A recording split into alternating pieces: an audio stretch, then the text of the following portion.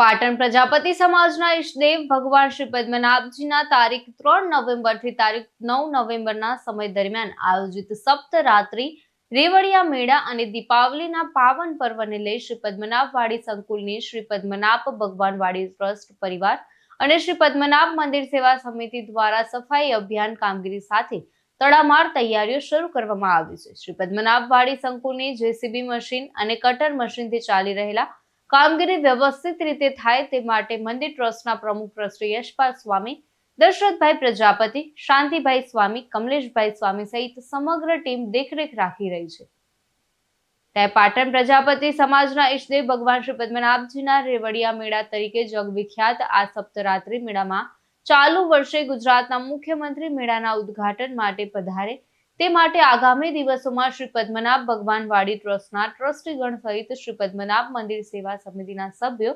મુખ્યમંત્રીનો સમય મેળવી ગાંધીનગર ખાતે આમંત્રણ આપવા માટે જવાનું